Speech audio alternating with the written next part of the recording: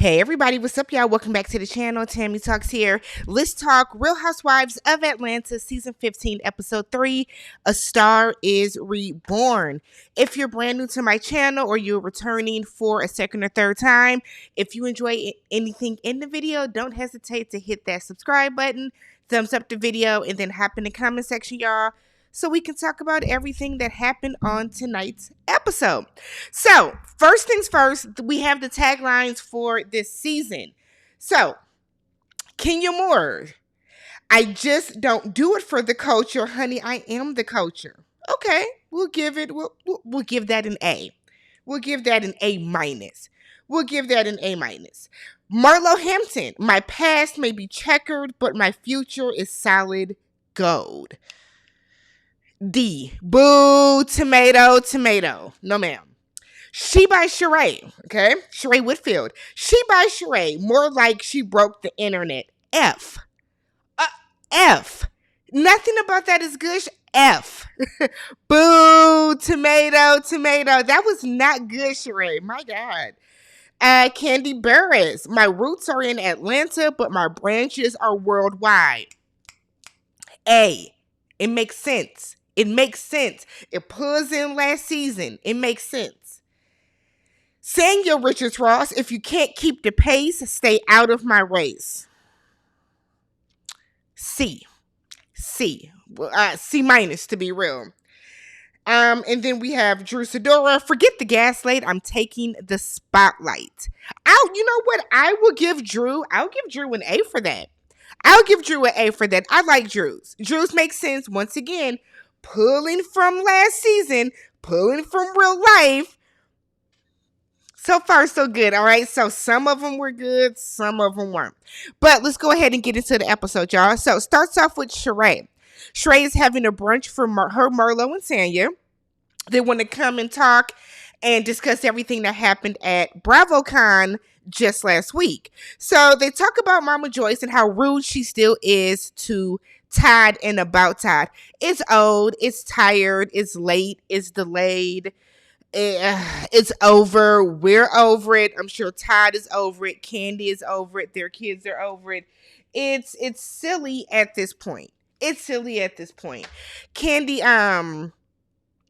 has to put her foot down and talk to her mother about this. At this point, you have to do something, because the fact that Momma Joyce is still doing this it's ridiculous at this point. Marlo takes this opportunity to get in her confessional and be shady. So Marlo was like, Kandi needs to worry about what's under her own roof, because the streets are talking and the streets is your mama. Again, what does that mean? Momma Joyce has been saying the same thing for the past 10 years in regards to Todd. That, like, Momma Joyce didn't say anything new. What does that mean? Marlo, your entire storyline cannot once again be Kandi this season. It can't. It cannot. So Sanya is now mad that Drew said that Sanya created an issue with her. I don't know why you're mad, Sanya. You did. Drew didn't do anything to you. You created an issue with Drew last season, and that was your storyline. See, Sanya's problem is Sanya came in trying to do too much, trying to be too hot, trying to make a splash, and it's like she belly flopped. Sanya, you are like, there are very few people that really see it for you as a housewife. Very few. Again, your entire storyline this season cannot and should not be about Drew. I hope y'all squash this and keep it squashed. Keep it. Close it on up. Hold it tight. Put it in your pocket. Leave it where it's at. We don't want to hear about that again. So Sheree then said that, she don't see the cockiness or the arrogance in Martell that she sees on the show. I'm sure Melody didn't see it either. I'm sure Melody did not see the cockiness, narcissistic, arrogant asshole that Martell is. I'm sure she didn't see that. Either when they first got together. I'm certain. Okay. But hey, if you think that what you got going on is stronger, then go, by all means, Sheree, get embarrassed. But you too old to be this much of a fool. You're too old to be this naive. You just are. You should know better. But I think we all know this is for a storyline. Sheree needed something to keep that peach, and Martell needs something because he's broke, allegedly. So we then pan over to Drew. Drew and Ralph are indoor rock climbing. I have done this. I was Drew her first time around. I'm scared of heights. So I was like, my pictures are me being like 1 foot off the ground, posing as if I'm super high. My friend was amazing, and she was like taking the pictures from an angle. Like top tier pictures, but yeah, not gonna happen. So they have a good time. Drew came crashing down that wall, which you got to use your feet. Bounce off, Drew. Bounce off the wall. Drew just jumped and just let it go. So they start talking about music and about the song she put out. Ralph said they can be like Ike and Tina. I said, this nigga. That's the couple that you thought of? That's the duo that you thought of, Ike and Tina? Drew, on the other hand, is like, no, we can be like Jay-Z and Beyonce. And it's like, Drew, what are you on? Everybody, what is, y'all can be Drew and Ralph Pittman. That's who y'all can be. So Drew said that her song was currently at 30,000. Now, was that 30,000 downloads, 30,000 units? I didn't catch that. But if so, I mean, hell, she did better than Latasha Scott. If we want to put things into perspective, Ralph was like, yeah, that's bad. That's bad. I said, oh, maybe she meant views? I don't know. Whatever the 30,000 was, Ralph like shitted on it very quickly. So Drew was like, well, yeah, but I mean, like, you stopped talking about it. You kind of stepped back from it. And Ralph said, yeah, I did what I needed to do. I got the records to a certain point. And I mean, now it's up to you. You know, I got other things I need to work on. So basically, Drew said, I just wanted to Ralph wanted to fulfill his dream of putting out a song, producing a song. And now that he has done that, he doesn't care anymore, Drew. That's too bad. Get a real producer, get a real manager, and then you can get your career going the way that you want to. So then we go to Kenya. So Kenya is going off on her graphic artist for not properly resizing an image in the correct resolution. Now, I saw on Twitter the way people were like, I would never let her talk to me like that. I would never let her talk to me like that. No. As somebody that knows graphic design, I know how to use Adobe Illustrator and Photoshop and InDesign. As somebody that knows how to do that stuff and that does it for work, you should have absolutely checked the image size, checked the resolution on a number of different sizes and formats before sending it to her or before sending it to whoever you sent it to. So the way that she was talking to him, why didn't you do it the first time? Why didn't you do it the first time? This is your job. This is your profession.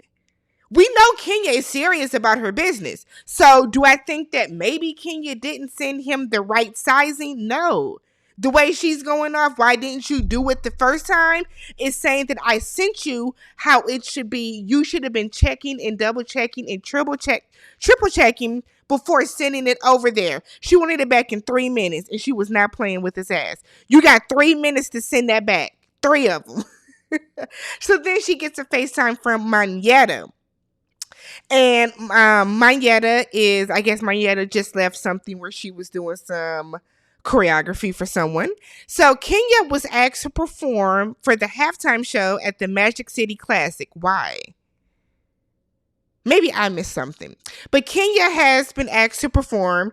So she's asking Mayetta if she can, get something going for her. Mayetta is excited. She agrees to do it. I think people forget or maybe don't know that Mayetta does choreography. So kudos, because Mayetta, you have to do something, girl. We know that you don't have a full peach. You're like a peach pit right now as a friend of the show. But you have to do something. You got to do something, sis, if you want to get that full-time peach. Because like last season, you didn't really do anything. So ask Kandi what you need to do or what you need to bring so that you can get your full-time peach if that's what you're aspiring to do. only if that's what you want to do. We then get Kandi. She is meeting with Don Juan. So we have seen Don Juan every episode so far. Now Juan is a friend to the show at this point. So they're in a room. Candiace listing out everything that she has going on that's coming up soon. I don't know why we had to see Kandi write it all on the board, but we did. So then at the end, Kandi says and she has to work on Todd's movie. So Kandi has agreed to help Todd out. All he wants is a little bit of support for you to be a producer. Kandi has agreed that, you know what, my husband's shit is important too. So she's going to work on this movie with him as the EP, just as an executive producer. She does not want to be the lead. She doesn't want to be the lead because she doesn't want it to seem as if, oh, you are only producing it because you are the lead. That makes sense. I understand that. No issues there whatsoever.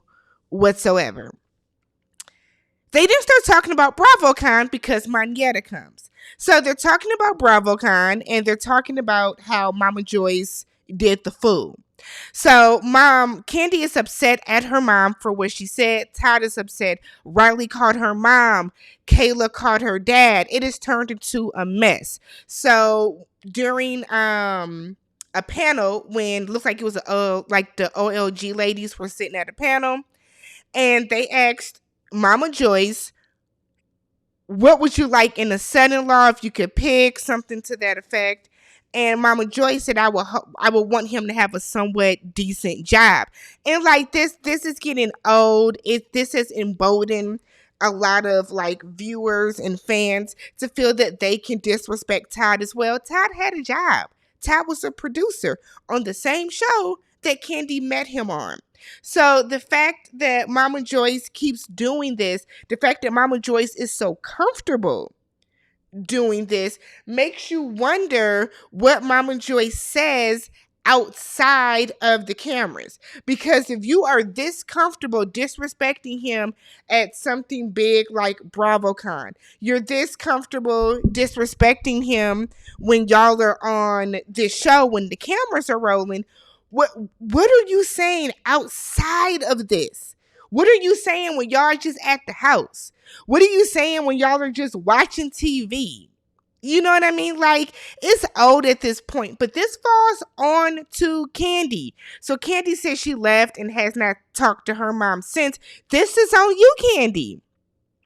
Because you should have been talked to your mama about the level of disrespect. You can have respect for your mother while setting down a boundary and an expectation on how she is to treat your husband and how she is to treat your marriage. And that's what Kandi never did. So Momma Joyce, in turn, does and says whatever she wants to about Todd very disrespectfully, which has in turn emboldened the fans to say and do and talk shit about Todd as much as they want to, because a lot of them will turn around and say, yeah, I agree with Momma Joyce. Sounding silly because y'all have no idea what the real dynamic is.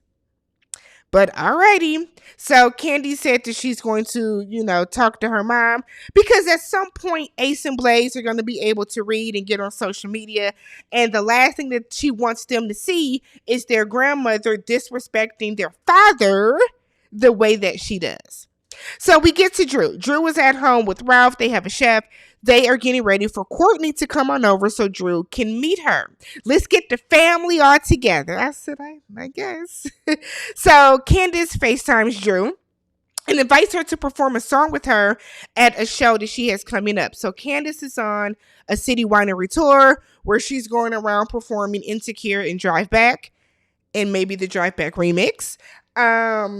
So she wants Drew to come up and perform with her only because Shamari backed out and couldn't do it. So Drew and Ralph, I guess, are very good friends with Chris and Candace. So they have a rapport with each other. So she's happy and honored that her friend Candace, thought of her after Shamari backed out to come and do this concert with her, to come and, jam on stage with her, we'll call it jamming on stage. So Courtney gets there and come to find out that Drew is good friends with her ex-partner Bryce, who is from the group Groove theory. Life has taken a like life has come, but he's still handsome. But life has come. He did not look like the young sir that was on the pictures. So they're all excited about this because everybody knows each other, and Drew worked with him in a movie and blah blah blah. So great. So Drew decides to FaceTime Kandi because she wants to invite all the ladies to come see her perform. So she FaceTimes Kandi and it's like, look, Kandi, Courtney's here. Kandi was like, what? what? What are we doing? Now, Courtney purposely heard I'm a FaceTime Kandi and made her way out of the scene. The fact that Drew saw her like in the other room and was like, look, Kandi. Candy's on the phone. Kandi was like, why are you calling me to tell me this? Drew, dun, dun, dun, dun, like Drew needs a dunce hat on. So Drew was like, oh, I didn't call to be messy. Get to what you called her for. Now, this lady just told you, or excuse me, Ralph just told you that they almost got into a fight at the party. You know what? I'm going to charge it to Drew's head because, you know, she is dealing with her father. But damn, Drew, come on. And don't say that I didn't think it was that big of a deal. If you heard there was a beef, then there was a beef. Nonetheless, she invites Kandi. Kandi said that she will definitely be there. They're sitting down talking later with the guys while they're having dinner. And Drew warns Courtney about Sanya. Said Sanya's messy. She's sneaky. She'll sit in your face and kiki with you and then turn around and dump all this stuff on you when she's around the other ladies. She's a flip-flopper, which we all know. Sanya doesn't know what she wants to do. She doesn't. She's like Sheree, just constantly picking the wrong team. We get a blink of a scene with Marlo where Marlo is out with the boys and they're driving around and it's they're like talking about how who's the older one? William wants some $1,000 tennis shoes and Marlo was like, oh, people that want $1,000 tennis shoes need to be getting straight A's. He said, oh, I got some A's and some B's. Well, get it back up and we can get these $1,000 shoes that you want. So she's going to pick up some stuff from the mall, and that is the scene. I said, damn. They just said, I guess we got to give Marlo a scene because she's a peach holder, so we have to give her something this episode. But sheesh. So Candace, Drew goes to Candace's rehearsal. Shout out to Nye, Milwaukee's own, who is Candace's manager. So they're in there, they're rehearsing. Candace sounds like Candace. Drew is excited to be there. We get to the event. The ladies are all coming in. Everyone's excited to see each other. We see some of the other ladies are there. Dr. Heavenly is there. There was one other person that came in too. So, you know, a nice little mix of different shows. Okay. So Sanya wants to know the issue with Marlo. So Marlo has gotten up and walked away to go do something. And Monyetta, Kandi, and Kenya, none of them are effing with Marlo. Monyetta feels that Marlo was disrespectful. She did not like the way Marlo was talking behind her back once she watched the season back. We know Kenya don't see it from Marlo. And we know that Kandi does not see it from Marlo. So that sums up that trio. Sheree said Kenya tells them that Sheree is sick and she will not be there. She's under the weather. They then pan over to Sheree's house and there is a storm and like evil music over it. I said, Bravo was so unserious. Bravo was so unserious. And then Sheree's in her confessional saying, I would have loved to be there for Flap It by Drew. Drew can sing. So the unnecessary shade that was there, Sheree.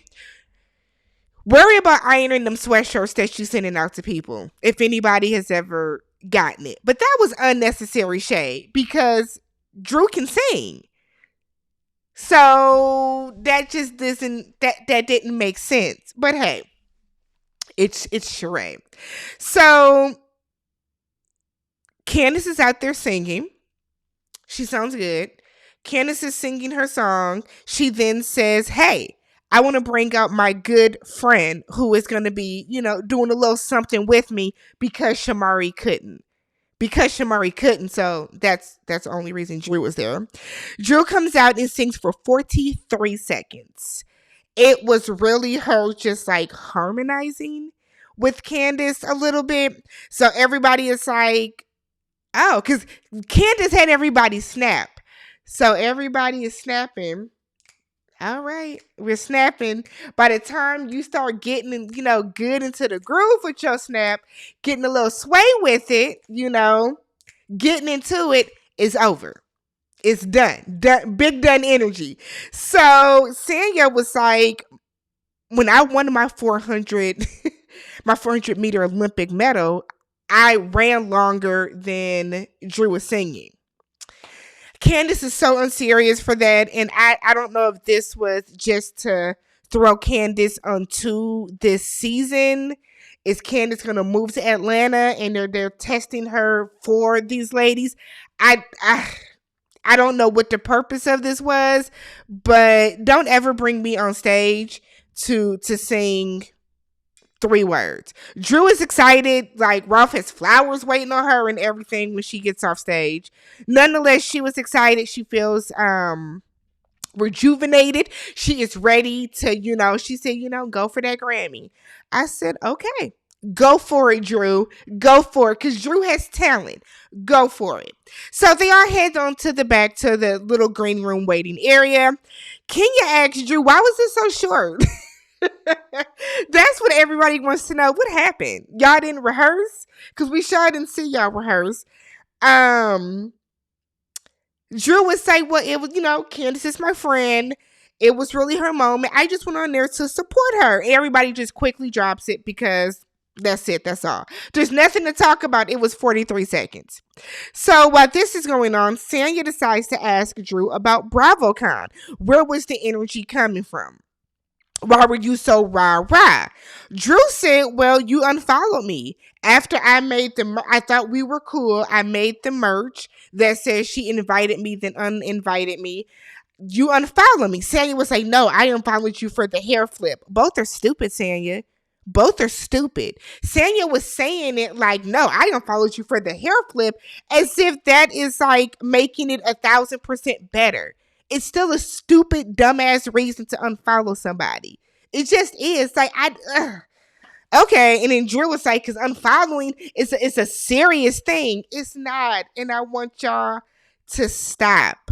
Being unfollowed by somebody is not the end of the world. It's just not. It's just not. It's just not. It's just not. So they decide that they are going to move on. They're going to start anew. But I feel like Sanya going to be on that bull. And I give Sanya another 2 or 3 episodes before she's mad at Drew for something else. So it then turns on to Kandi asking Courtney about what she said to Sanya about being ghetto. And Courtney said, yeah, I said ghetto because ghetto people started to come. But I'm ghetto. I'm from the hood. So Kandi was like, so why didn't you say that then? Kenya then says very slyly that Courtney, like, you're being very aggressive at the time. Nobody says anything about that. Kandi then says people should be happy that whoever's event it was, should be happy that people were now starting to come. Point. Valid point. Unless it's the wrong type of crowd. But I guess I don't be happy that people were starting to come. So then Kandi said that she brings everybody out. She don't just bring the hood out. She brings everybody out. So then Kandi tells her, well, you are ghetto. Courtney gets offended. Everybody is like, you just said that. Courtney, sit your dumb ass down. Like, you out here trying to do too much and even remember what you said. Sit down, Courtney. Courtney's not going to last. Courtney is not going to last. Courtney's going to stay a pit. She's going to stay a peach pit. She's never going to get a full peach. Because you, like, 3 episodes, and you still on this bud. Nobody likes you. There is not one fan that likes you. Probably outside of your 24-year-old daughter. We then cut to the guys, and Ralph is asking Chris, are him and Candace fucking on the tour bus? Let's go back to the ladies. So then Sanya asks Marietta, so what is your issue with Marlo? And it's like, Sanya, what, like, Whew. Sanya just does too much. So I don't want Sanya saying that she's not a bone collector and she doesn't do that stuff, because that's what you're doing this entire episode and this entire scene. Really, you've been doing it all season so far. But let's go. So Marietta said that she is mad that Marlo said that Kandi let her come talk. Marlo becomes, who said that? And Kandi was like, you said it in Jamaica. Thank you, Bravo, for rolling that beautiful bean footage. So we see the scene again. Marietta felt that that was disrespectful. Marlo was trying to talk over her, and it's like, no, because you said that we if I talk to you with respect, you treated me with respect, blah blah blah. Marietta feels that that's talking behind her back. She don't like it. Marlo tries to kill her with kindness, and she gets hit with a bye girl, whatever. So now, Marlo, you have 3 people for sure against you. It's only 6 of y'all. You need is one more person to jump ship, and lonely on that island, ain't it? Marlo's just not a good housewife. She's just not a good housewife. She should have stayed a friend of the show. She should have stayed a peach pit. She's not a good housewife. So Drew then decides to ask about Blaze. She said, hey, Kandi, there was an incident. Me and Ralph were there just a couple of days before. Kandi is like, it's fine, and it's a private matter. It's actually not a private matter because it made the news. So it's not a private matter. But nonetheless, Kandi said it's a private matter. Marlo then stands up and is ready to go because Kandi Burris doesn't have to answer to anything. Kandi doesn't have to answer to anything. He doesn't have to say anything. So Kandi said, okay, well, let's talk about you slashing that girl's face. I said, oh, let's not do that. 1, because it's old, but 2, because we've heard about that before. So Marlo was like, it was over 23 years ago. And then everybody just decides, let's just take it on to the house for the night. For some reason, Drew and Marlo are still there after filming has wrapped. Marlo was mad that Drew did not specifically say the word shooting. Marlo's upset that Drew called it an incident. Drew said, I fully understand gun violence. I am from Chicago. If anybody understands gun violence and shootings and the ramifications of it and the fallout from it and the heartbreak from it and the bloodshed from it, it is a Chicagoan. Is that what y'all are called? Are y'all Chicago? Y'all Chicagoans, right? It is Drew, a native of Chicago. Marlo is in her confessional making it seem like Drew has never lost anybody to gun violence. And I'm like, Marlo, this is why you will forever and always be trash. If Drew is sitting here telling you that she too has lost somebody from gun violence, who the fuck are you to tell her she hasn't? That was so disgusting. So then Marlo was like, I've lost somebody to gun violence. My nephew, who used to work for Kandi, died 2 years ago from gun violence. So basically, she kind of insinuated initially that maybe her nephew got shot at Kandi's restaurant too. That was shitty. So then she said that her nephew, I guess his roommate, him and his roommate got into an argument. The roommate shot him. So she then talks about how that's personal and triggering for her. But it's like, my whole thing is, if it's personal and triggering for you, Marlo, why did you start talking about it? Drew called it an incident. Marlo, you're the one that yelled out the shooting. The shooting, right? The shooting. You're the one that did that. If it's so triggering for you, why do you want to talk about another shooting? That doesn't make sense. It's hard pressed to find a black person in this world that has not lost somebody to gun violence. We have all lost a friend or family member to gun violence. What the fuck is wrong with Marlo? So Marlo then talks about how she texts Kandi And they showed the text messages asking Kandi, like, do you know Quentin? I forgot the young man's name. He used to work at Blaze. Kandi said, yeah, he doesn't work here anymore. Marlo said he was killed. Kandi said, damn, sorry to hear that. I guess Marlo took offense to that. She said Kandi didn't care. So then it goes on to them showing some behind the scenes footage or unaired footage from 2 years ago when Marlo is talking about it again, and she said Kandi was acting as if she didn't care or didn't remember. What was the point of this? What is the point of this? So she starts yelling at Drew that, she's lost somebody, is triggering to her. Drew seems like she's empathetic to the situation. So then Marlo tells her that you're acting. Stop acting, bitch. This is acting. Gets in her face all up in here. And it's like, my nephew dead. My nephew is dead. You're acting, bitch. Stop all that acting, bitch. And Drew is like, what is going on? Marlo is playing the professional victim that she has tried to be on this show. Every time she does something stupid, she does something shady, she gets out of pocket, it's like Marlo realizes that maybe I did go too far, and then she tries to play victim. And this is exactly what you just did to Drew. As somebody that gets gaslit all the time, Drew can now recognize, because she just learned the word.